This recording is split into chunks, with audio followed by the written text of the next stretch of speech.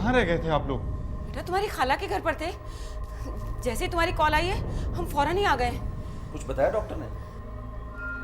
नहीं पापा, अभी तक कुछ भी नहीं बताया। चलो अल्लाह खैर करो। या अल्लाह, तू मेरी बहू और आने वाले बच्चे को अपने हिफ्ज़-ओ-मान में रखी हो। या अल्लाह खैर। मामा, मुझे परेशानी हो रही है। कुछ नहीं होगा बेटा। बेटा खुदा खैर करेगा।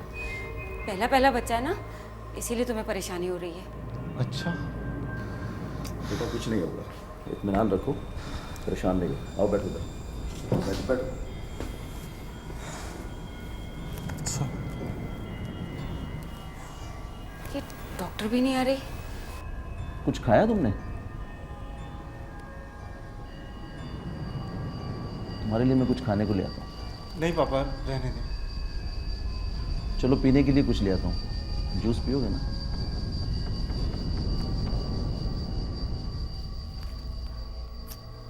अच्छा, परेशान नहीं होते।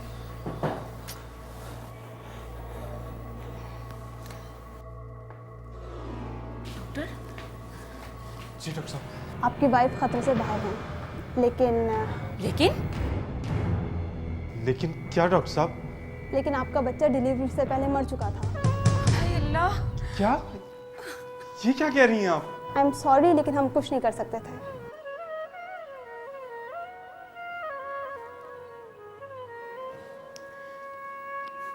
मैं तो पहले ही कहती थी कि एहतियात करो, मगर मेरी सुनता ही कौन है? कौन सुनता है मेरी यहाँ पर? उसकी तो हरकतें ही ऐसी थी, कभी यहाँ जाना है तो कभी वहां जाना है। हद होती है लापरवाही की भी। क्या हुआ? वही हुआ जो होना था। क्या हुआ बेटा? बच्चा मुर्दा पैदा हुआ है। हमारे यहाँ बच्चे की पैदाइश बहुत ही खुशी का लम्हा होता है। किसी भी मर्द या औरत के लिए इससे खूबसूरत लम्हा नहीं हो सकता जब वो माँ या बाप बने, लेकिन इस ख़ानदान के लिए ये लम्हा बहुत ही खौफनाक लम्हा बन गया। बच्चे के होने से ख़ानदान और मजबूत होता है, लेकिन यहाँ बच्चे की पैदाइश, बल्कि मुर्दा बच्चे की पैदाइश ने एक तूफ़ान खड़ा कर दिया। बच्चा तो पैदा हुआ, लेकिन नासिर और हुमा माँ बाप ना बन सके, और रुबीना और सुल्तान का दादा दादी बनने का ख्वाब महज ख्वाब ही रह गया। एक वहम था जो सब कुछ खा गया। नासिर और हुमा की शादी बहुत धूमधाम से हुई थी और तकरीबन सभी खुश थे। पापा, 1.5 महीना हो गया शादी को। ऐसा लग रहा है जैसे कल ही आई थी बारात। वक्त गुजरने का एहसास ही नहीं हो रहा। हाँ बेटा, जब इंसान खुश होता है ना तो वक्त गुजरने का बिल्कुल एहसास नहीं होता। ये तो है। अल्लाह ताला तुम दोनों को खुश रखे। आओ बेटा आओ।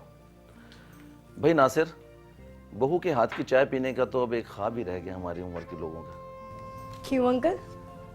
बस बेटा, आजकल की बहुएं कहाँ घर का कामकाज करती हैं। लेकिन चाय बनाना कौन सा बड़ा काम है? ये तो वो बिल्कुल ठीक कह रही है। अब चाय बनाना कोई काम तो नहीं है। काम तो हमसे पूछो कैसे होते थे। सारा दिन किचन में खड़े होकर काम करना पड़ता था। 8 लोग थे माशाल्लाह से इनके घर में, जिनके लिए खाना बनाना पड़ता था। मगर मम्मा, अब क्या जरूरत है? मासी है तो घर के काम करने के लिए। हाँ भाई, ये भी बात ठीक है। कहाँ करती हैं आजकल की मासियाँ काम?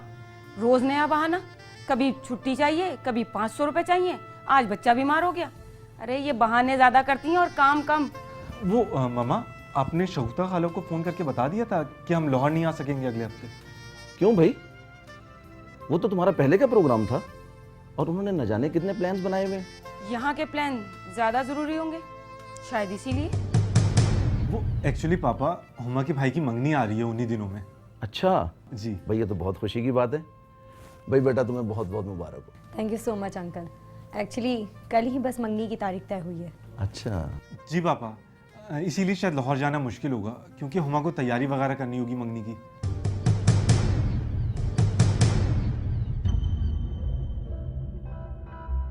अच्छा है बेटा, अच्छा है। अब भाई की मंगनी की तैयारी बहन नहीं करेगी तो और कौन करेगा? और लाहौर का वो फिर कभी चले जाना। जी अंकल। दुनिया में शायद ही कोई घर ऐसा हो जहाँ पे सास और बहू बेटी और माँ की तरह रहते हों। कहीं ना कहीं कोई ना कोई झगड़ा, रंजिश, नोक-झोंक तो होती ही रहती है, लेकिन यहाँ मामलात शादी के दूसरे ही महीने से बिगड़ना शुरू हो गए। हुमा के ख्याल में उसकी सास यानी रुबीना बेगम पुराने ख्यालात की तवहुम परस्त खातून थी और ये भी चाहती थी कि हुमा उनके मुताबिक जिंदगी गुजारे। बेटा बात सुनो।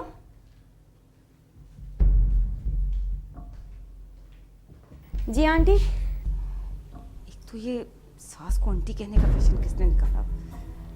हमारे ज़माने में भी सास को माँ ही कहते थे।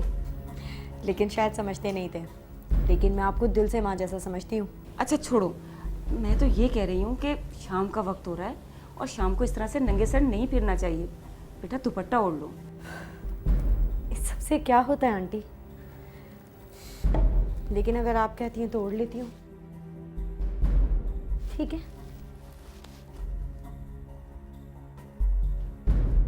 हाय अल्लाह।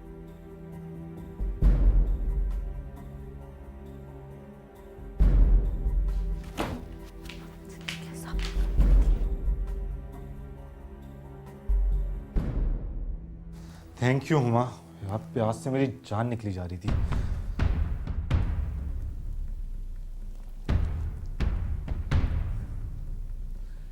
क्या हुआ हुमा? हुमा क्या हुआ? नासिर, ये आंटी मुझे हर बात पे क्यों टोकती रहती हैं? अब क्या कह दिया उन्होंने? शाम का वक्त हो रहा है, दुपट्टा ओढ़ लो। मैंने सारी जिंदगी ऐसी ही गुजारी है, ऐसा कभी कुछ नहीं किया मैंने। मेरे साथ तो कभी कुछ नहीं हुआ। देखो वो बड़ी हैं, उन्होंने अपने तरीके से जिंदगी गुजारी है। तो मुझे मेरे तरीके से जिंदगी गुजारने दें। अगर तुम दुपट्टा ओढ़ लोगी तो क्या हो जाएगा? कम से कम उनके सामने ओढ़ लिया करो। नासिर, बात सिर्फ दुपट्टा ओढ़ने की नहीं है। आज वो दुपट्टे का कह रही हैं, कल को कहेंगी यहाँ मत जाओ, वहाँ जाओ। मुझे ऐसा क्यों फील हो रहा है कि मैं किसी कैद में आके रह गई हूँ? किसने कह दिया कि तुम कैद हो गई हो? जरा सी बात को पकड़ के बैठ गई हो तुम। कितने अरमानों से ब्याह के लेके आई हैं वो तुम्हें, और तुम हो के। हाँ, और मैंने सारे अरमानों पे पानी फेर दिया। अब कह दो तुम भी यही करो, उन्हीं की तरफदारी। अच्छा चलो, अब मूड ठीक करो, हम बाहर चलते हैं, कुछ खा के आते हैं, ठीक है? ठीक है। चलो। हुमा अपने अंदाज से ज़िंदगी गुजारने वाली लड़की थी और मामा चाहती थी कि वो उनकी बात सुने और उस पर फ़ौरन अमल करे। मेरे लिए दोनों को समझाना ज़रा सा मुश्किल था, इसीलिए मैं दोनों की बात सुनता और हाँ में हाँ मिलाता था। हुमा को तो मना लिया करता था, मगर मामा से बात करना और उनको मनाना बहुत मुश्किल था।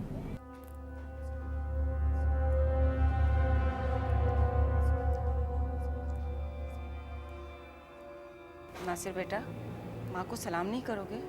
मम्मा वो आप तस्बीह पढ़ रही थी तो मैंने सोचा डिस्टर्ब ना करूं।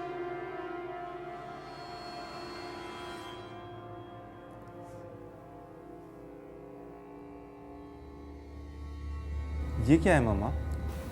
नजरे बद से बचने के लिए है बेटा ये। आजकल लोगों से दूसरों की खुशियाँ कहाँ देखी जाती हैं। जब तक आप मेरे साथ हैं मुझे कुछ नहीं होगा इंशाल्लाह। जीते रहो मेरे बेटे, खुश रहो। चलें आप तस्बीह पढ़ लें मम्मा, मैं फ्रेश हो लेता हूँ। नासिर बेटा जी मम्मा। इधर आओ, यहाँ बैठो मेरे पास। जी मम्मा। बेटा हुमा को एक बाबा जी के पास लेकर जाना है। वो क्यों? बेटा ज़रूरी है, चौथे महीने में बच्चे की हिफाजत के लिए है ये अमल, वही करवाना है। उससे क्या होगा? माँ और बच्चे दोनों की हिफाजत के लिए अहम है ये। तू नहीं समझेगा ये बात। इस किस्म के अमल से क्या होगा मम्मा? आप दुआ करें, अल्लाह हमारे साथ है, सब ठीक होगा। ओफो, ये आजकल के लड़के। या खुदा, बेटा खुदा तो है हमारे साथ इंशाल्लाह, मगर कुछ बुजुर्गों की दुआएं भी तो चाहिए कि नहीं? मम्मा जो बुजुर्ग पैसे लेके दुआ करें उनकी दुआओं में कोई असर नहीं होता। मम्मा मुझे आपकी दुआएं चाहिए। माँ की दुआ बड़े से बड़े वली की दुआ से बेहतर है।